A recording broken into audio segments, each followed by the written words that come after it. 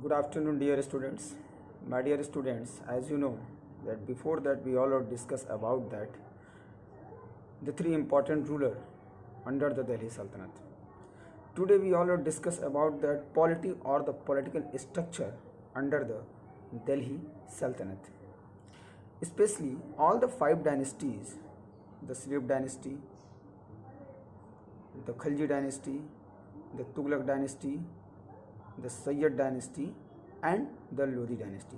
All the five dynasties which go by the name of Delhi Sultanate were of the Turk origin. Which origin? Turk origin. As you know, because all the Sultanate, all the ruler of the Delhi Sultanate, they are origin as a Turk. So they were Muslim and always followed Islam in letter and spirit. So let us examine this aspect now. What was the political structure of Delhi Sultanate? So students, first of all, the state under the Sultanate was theocratic in character. In which theocratic means the theocratic polity under the Delhi Sultanate is going on during the time of the Sultanate period. What was theocratic polity? The state under the Sultanate was theocratic in character, means Islam was the state religion. No one follow, means aspect the Alauddin Khilji, no one any other ruler to respect other religion. Only Alauddin Khilji respect to other religion. But after and before, no one any ruler, those who follow any other religion. Means normally we can say that during the time of Delhi Sultanate, Islam was the state religion and the chief aim and objective of the Sultanate ruler to promote the Islam in the world. Of course, sultans like Alauddin Khilji were tolerant towards other religion, but after and before no one any tolerant ruler for other religion. Okay, so the first point, very important, the political structure of Delhi Sultanate, the polity, theoretic polity, the structure, which type of theoretic polity under the Delhi Sultanate. Second thing, absolute monarchies. Absolute monarchies means the system of government under the Delhi Sultanate was monarchy. Monarchy means the head of the state was a hereditary monarchy, मतलब वंशानुसार, वंश के अनुसार राजा का लड़का ही राजा बनेगा, ऐसा माना जाता था और ऐसा ही हुआ किसमें? दिल्ली सल्तनत में. So the most of the case it was hereditary monarchy. Only the male eldest child of the king would succeeded the throne, except in case of Razia Sultan. अगर रजिया सुल्तान को छोड़ दें तो मोस्टली जितने भी सल्तनत पीरियड में सुल्तान बनाए गए हैं वो सारे के सारे मेल थे, केवल रजिया सुल्तान को. But the nobles did not like being and ruled by women, क्योंकि नोबल्स जो होते थे, जो बड़े बड़े धनी लोग, रिच पर्सनस होते थे सल्तनत पीरियड में, वो किसी लेडीज़ के अंदर रूल एक्सेप्ट करना नहीं चाहते थे. So however no fixed norm of succession, accordingly war for succession also took place in some cases. कोई वॉर होती थी या वार के पहले नॉर्मली तो ऐसा होता था कि राजा का लड़का, बड़ा लड़का ही सुल्तान बनेगा, लेकिन बहुत सारे केस में ऐसा देखा गया कि दिल्ली सल्तनत के सुल्तानों की डेथ के बाद तमाम तरह के वार हुए और जो वार जीता वो दिल्ली सल्तनत के एडमिनिस्ट्रेशन को या अपने आप को एज ए सुल्तान इस्टेब्लिश कर पाया. Under the, now very important topic, under the Delhi Sultanate, the king was all in all, means the power under the king, any type of power like that, judicial power, political power, administrative power, revenue system, means all military powers, all the power in the hand of Sultan. And Sultan, it was one man show.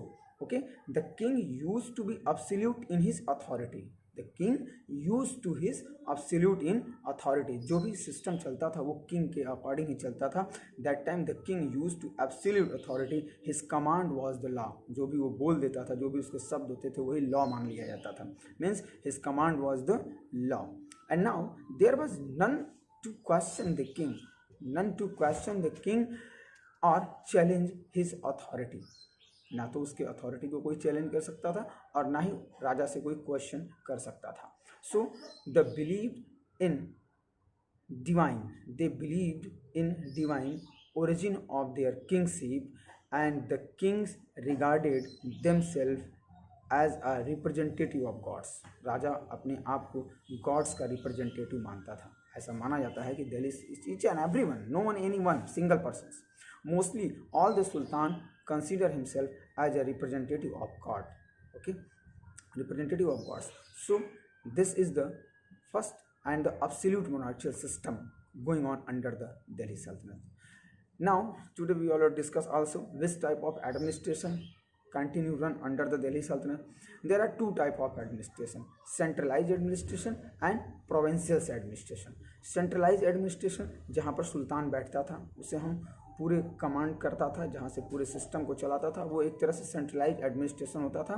And in the centralise administration under the Delhi Saltanat, the sultan was the head of the government while the king as the head, and all power in all things, all power and all things in the hand of sultan.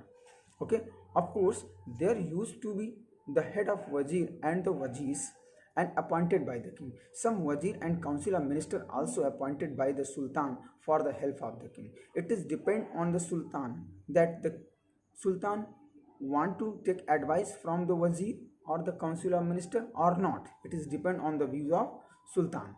If any council of ministers or any wazir give the advice to the sultan for any matter, that time it is depend on the view of sultan, that sultan accept the advice or not accept the advice. Means sultan was not bounded to accept the advice of the council of minister, but for the help of sultan, council of ministers, wazir, commander in chief, they all are, means the senior post, the important highest post appointed by the king, yeah, sultan, and they all are trusted person under the centralized administration.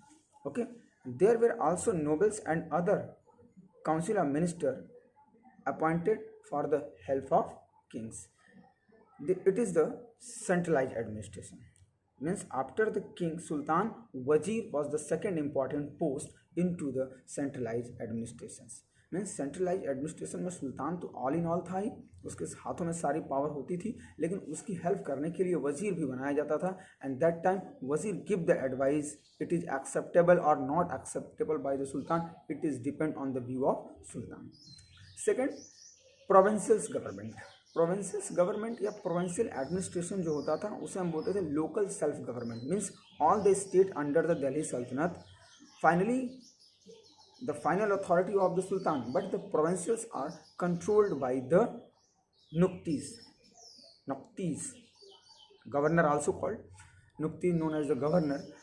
The centralized administration divided into many provinces. Each province was headed by a governor called nuktis, appointed by the king and responsible for the maintain the supremacy of the provinces.